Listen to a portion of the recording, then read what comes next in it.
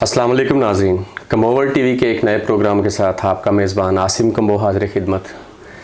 नाज़रीन, आज की हमारी मेहमान शख्सियत चौधरी मोहम्मद सीर कम्बो हैं। आप लीडर हैं, कम्बो बरादरी के भी, वकीलों के भी लीडर हैं और बहुत सारी वकला की जो इलेक्शन कैंपेन्स होती हैं, इफ्तिखार चौधरी की बात करें, आबद ज़ुबैरी कम्बो साहब की बात करें और उनके जो दीगर पैनल हैं वो हमेशा फ्रंट फुट पे खेलते हैं और बहुत अच्छी कैंपेन करते हैं। दिल दादा हैं, दिल में बसते हैं।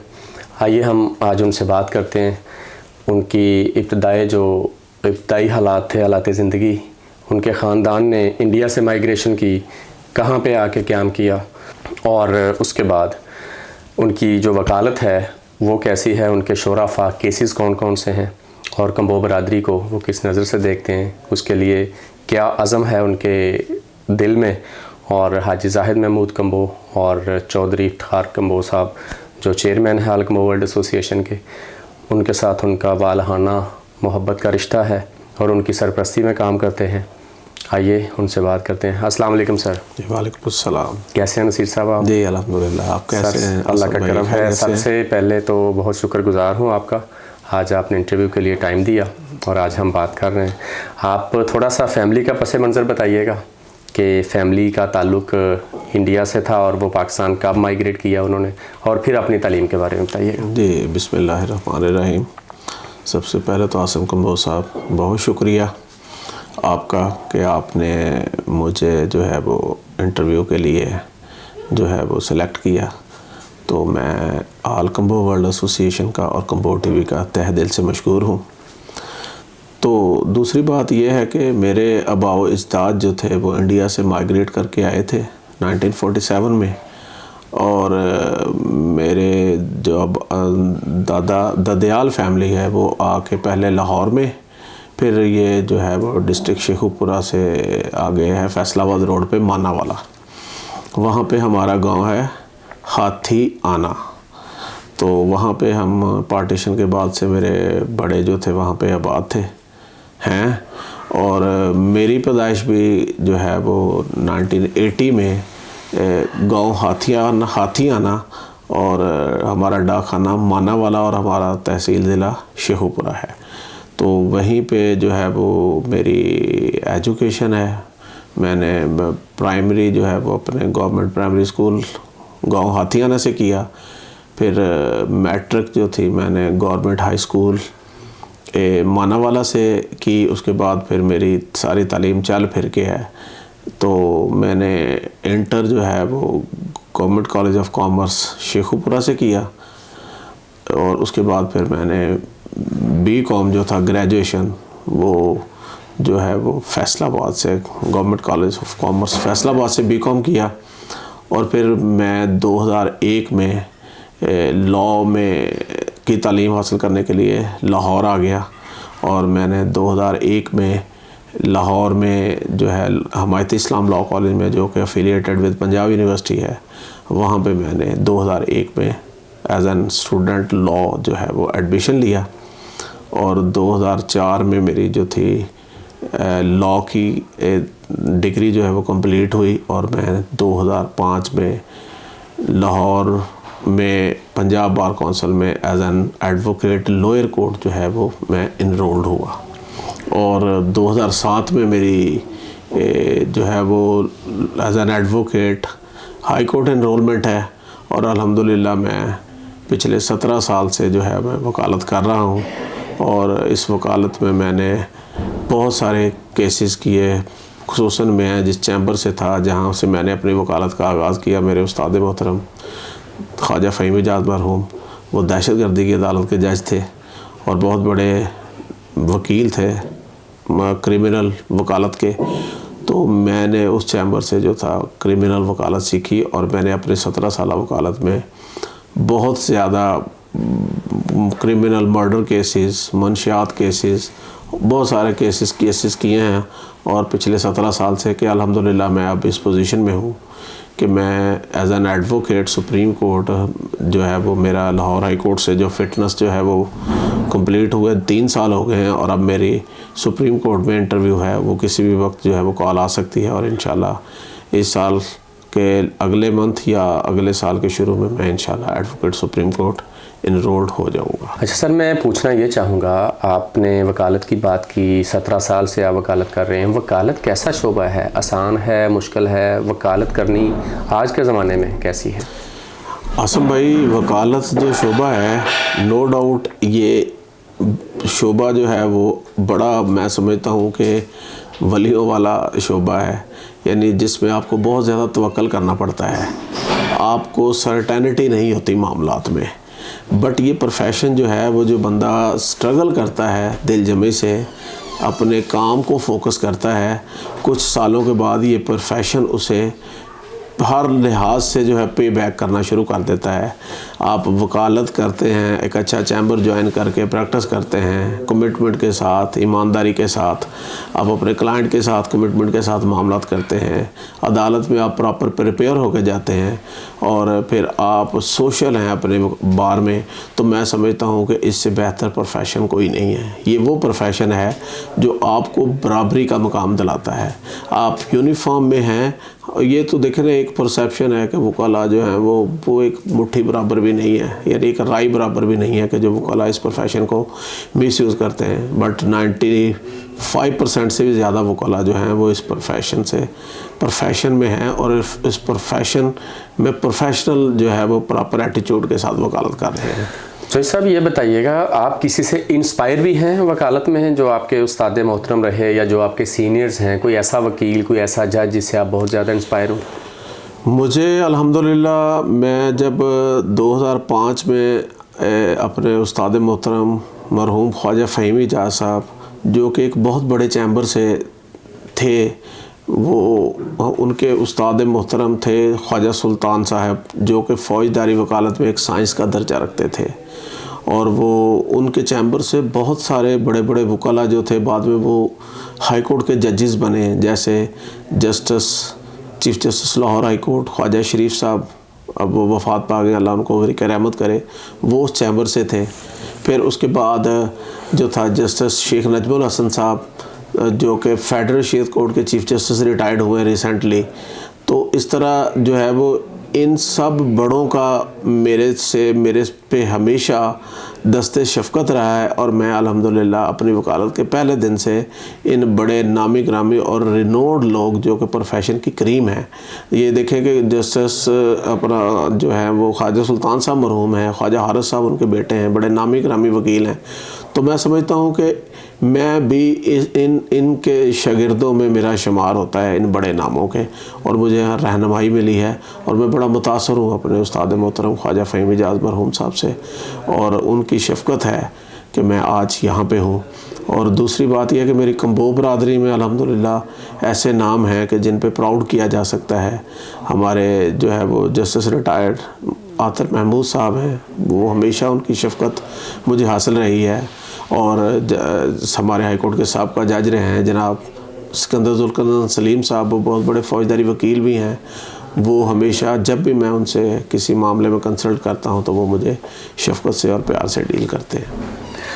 तो सब आप ये बताइएगा कि मुस्लिम लीग नून लाइट्स विंग के आप सीनियर नायब सदर हैं, पाकिस्तान के पूरे पाकिस्तान को हेड करते हैं, समझते हैं कि इस वक्त नून लीग की जो सियासी हवाले से अगर बात की जाए तो कोई कंपटीशन नज़र आता है दूसरी पार्टियों से? या मैं समझता हूँ आसम भाई, हमें देखें, हमने जब अपना पॉलिटिकली सोशली कोई कैरियर करना है, आप कुछ करना चाहते हैं, तो अंडरस्टूड बात है, आप किसी प्लेटफॉर्म से वर्क करेंगे तो आपको ज़्यादा जो है वो बेनिफिशियल होगा।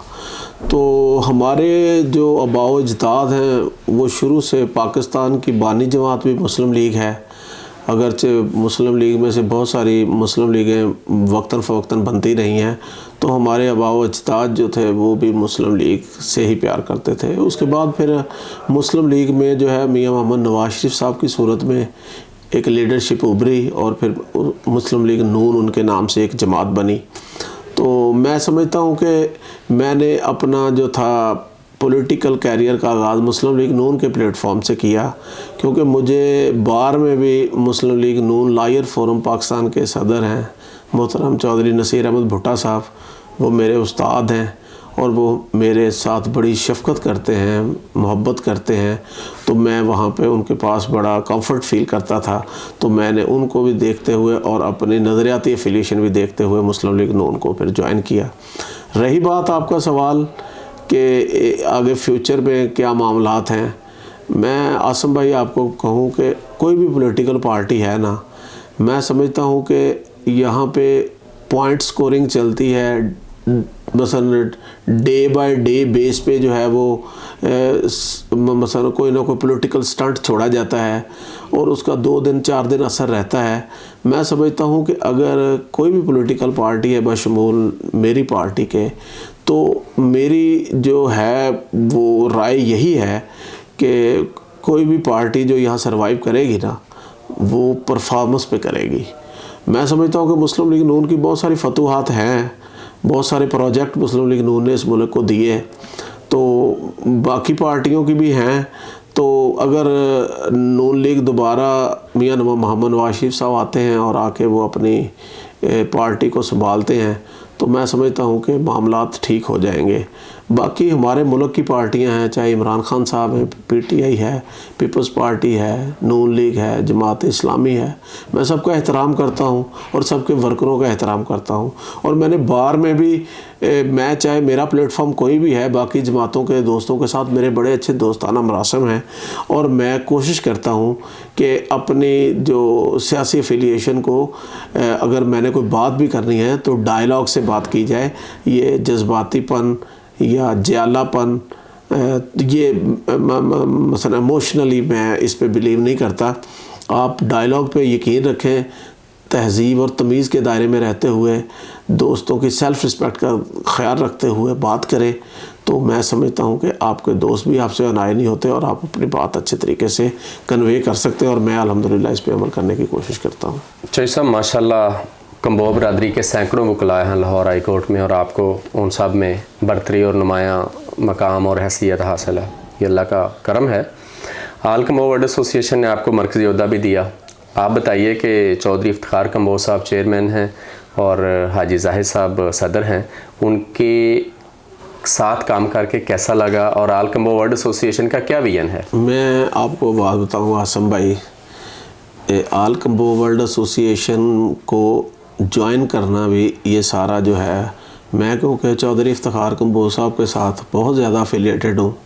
वो मुझे अपने बच्चों की तरह, छोटे भाइयों की तरह, दोस्तों की तरह ट्रीट करते हैं और मैं उनसे बहुत ज़्यादा सीखता हूँ। और मैं उनकी जो है वो सोबत में दिन में मेरी कोशिश होती है कि मेरे दिन में जब भी टाइम मिले, दोपहर को, शाम को, मैं कोशिश करता हूँ 1-2 घंटे उनकी रहनुमाई में रहूँ। और मैं समझता हूँ कि अगर आज मैं पॉलिटिकली, सोशली मूव कर रहा हूँ और मैं कोशिश करता हूँ परफॉर्म करने की, तो ये सारा क्रेडिट इफ्तिखार कम्बोह साहब को जाता है। वो मेरे से जो है वो मुझे इनकरेज करते हैं, मोटिवेट करते हैं और मैं उनकी एक बात से बहुत इंस्पायर हूँ। वो कहते हैं कि इंसान ने अपनी शख्सियत का तयन खुद करना होता है। आपने फ़ैसला करना है कि आपने स्टेज में बैठना है या सामीन पे बैठना है। मकसद ये है कि वो लीड करने को बहुत ज़्यादा प्रेफर करते हैं और बहुत ज़्यादा जो है वो उनकी तरजीहात पे होता है। और मुझे वो, मैं जज्बा तो रखता था, बट उन्होंने मेरे जज्बे को अमली शक्ल दे दी है कि मैं अल्हम्दुलिल्लाह अब उनकी जो है वो रहनुमाई जो मुझे मिली है, मैं कोशिश करता हूँ फ्रंट फुट पे खेलने की कोशिश करता हूँ और परफॉर्म करने की कोशिश करता हूँ।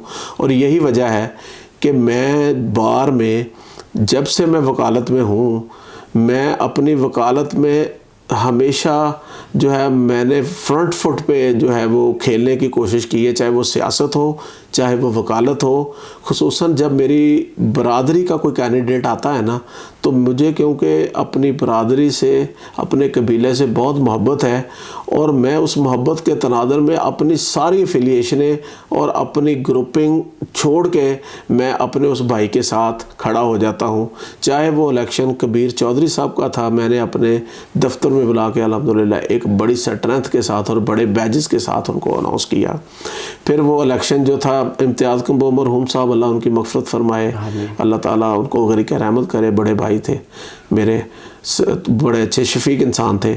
उनका इलेक्शन था सुप्रीम कोर्ट बार एसोसिएशन के वाइस प्रेसिडेंट का। पिछले साल मैंने उनका फ्रंट फुट पे अल्हम्दुलिल्लाह मैंने उनकी एक बहुत बड़ी जो है वो कोई 1000 वकील की चाय जो थी, जिसमें मैंने अल्हम्दुलिल्लाह कोशिश की कि मैं अपने दोस्त वहाँ पे सारे इकट्ठे करूँ और अपने उनकी जो है वो मैं उनकी सियासत में और उनके इलेक्शन में अपना हिस्सा डालूँ।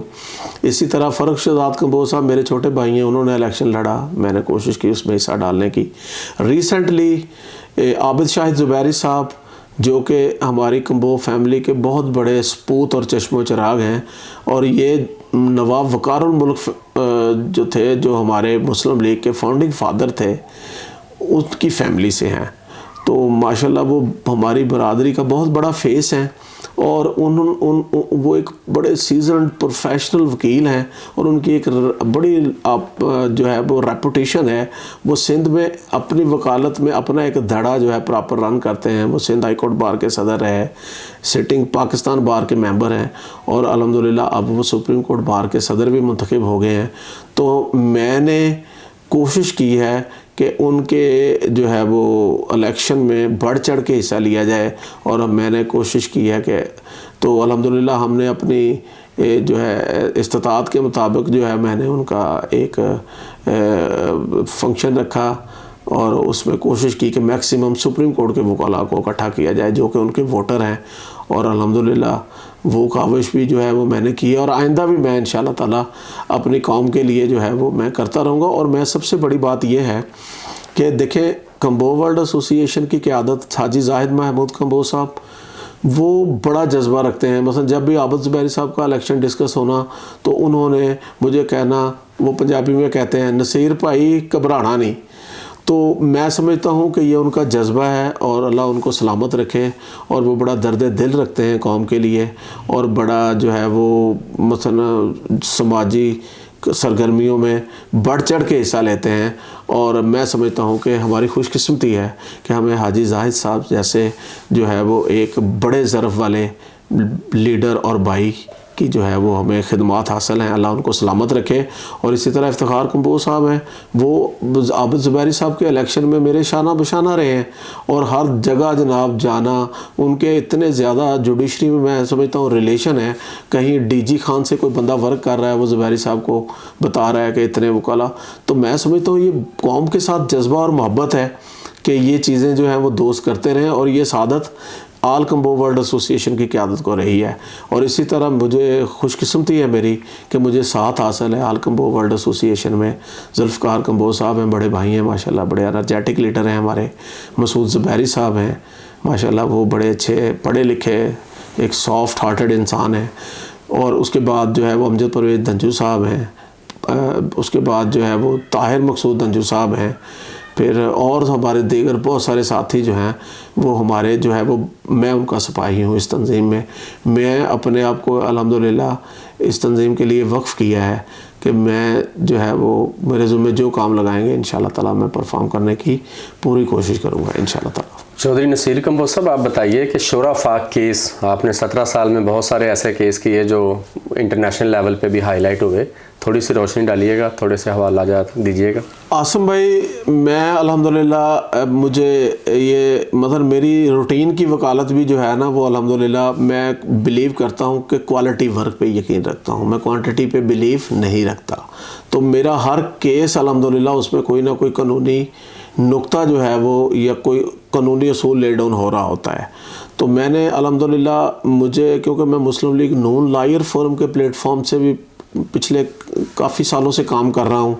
जब मियाँ मोहम्मद नवाज शरीफ साहब जेल में थे तो लॉयर फोरम की तरफ से मैं था ऑर्गेनाइज़र, जो कि मीटिंग मियाँ साहब से करवाई जाती थी वकाला की, तो वो सारी अरेंज मैंने करनी होती थी। तो इसी तरह मैं और हमारे प्रेसिडेंट चौधरी नसीर अहमद भुट्टा साहब हम मियाँ साहब से मुलाकात करने के लिए जेल में गए, तो मियाँ साहब ने वहाँ पे मेरे ज़ुम्मे भुट्टा साहब के ज़ुम्मे एक केस लगाया कि ये एक सवार खान नाम का था कैदी वहाँ पे, जिसको 14 साल कैद हुई थी। वो मियाँ साहब को मशक्क़ती के तौर पे मिला हुआ था।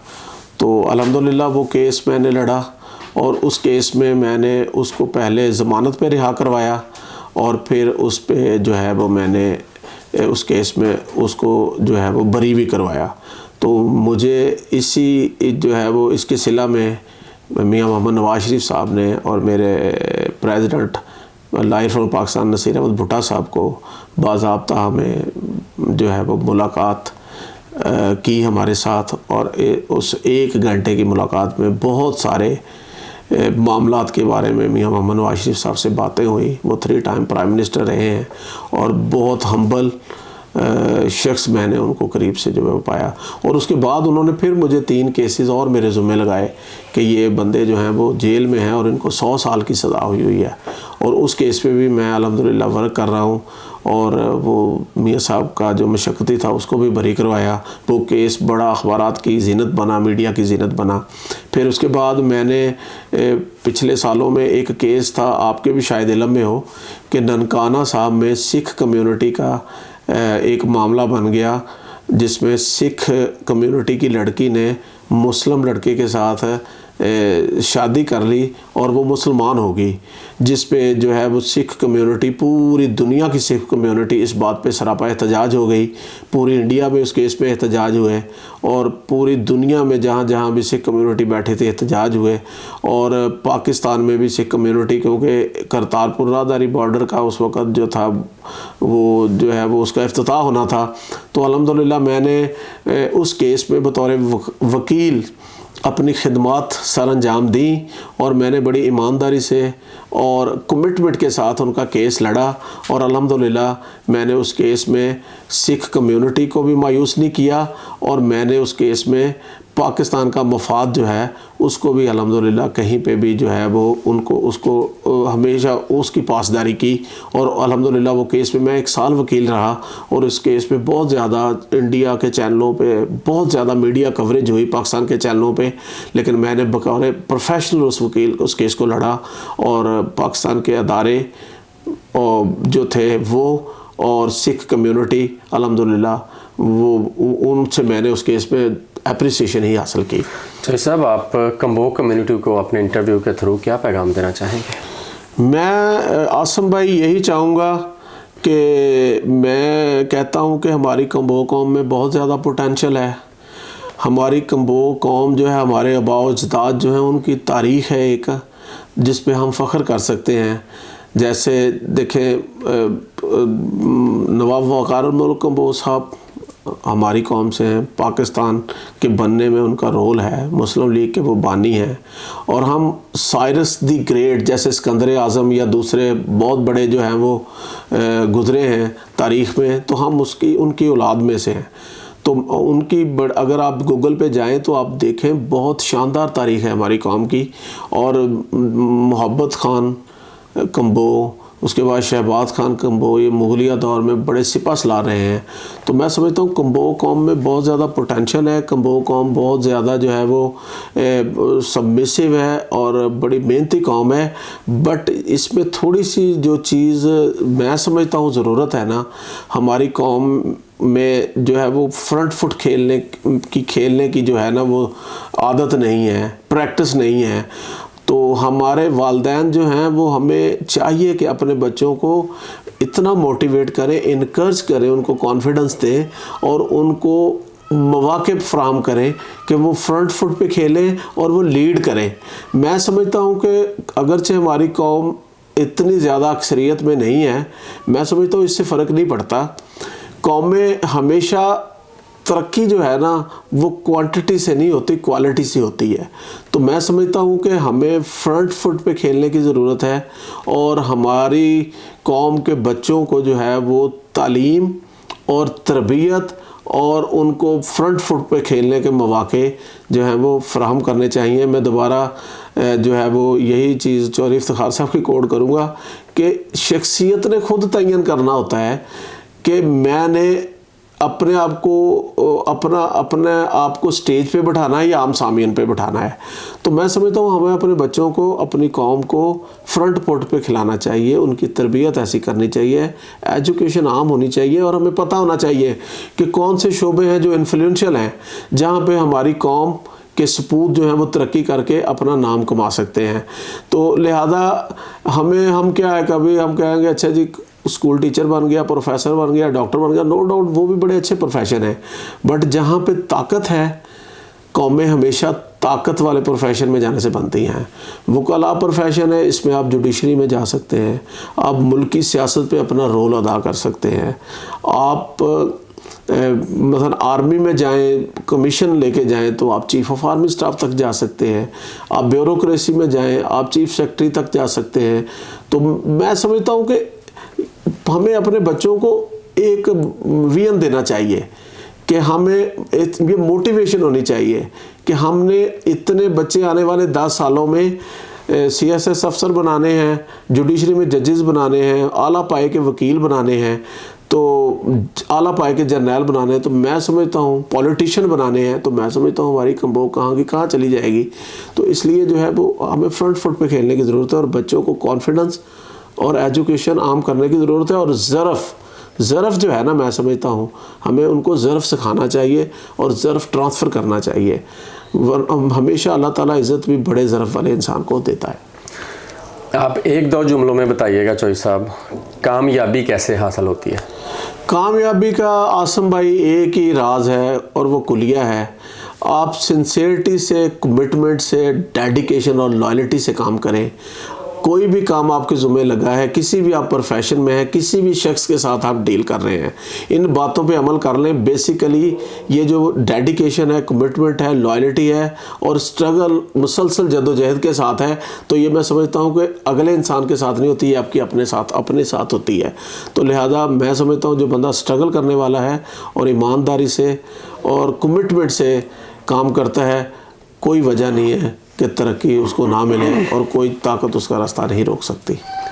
जी नाज़रीन, अभी चौधरी मोहम्मद नसीर कंबोह एडवोकेट की आप गुफ्तगू सुन रहे थे। वो अपनी ज़िंदगी का निचोड़, अपना तजर्बा से हमें आगाह कर रहे थे। उनका कहना यह है कि हाजी जाहिद महमूद कंबोह साहब, चौधरी इफ्तिखार कंबोह साहब की ज़ेर क़यादत काम करके उनको बहुत अच्छा लगा और वो बड़े पुरुमीद हैं कि इंशाअल्लाह दूसरी कौमों की तरह कंबोह कौम भी एक दिन आएगा कि इंशाअल्लाह वो बामौरूज पे होगी। उम्मीद है आपको आज का प्रोग्राम अच्छा लगा होगा। इंशाल्लाह अगले प्रोग्राम में एक नई शख्सियत के साथ दोबारा हाज़िर होंगे। अपने मेज़बान आसिम कंबोह को दीजिए इजाज़त। रब रखा। अस्सलाम वालेकुम।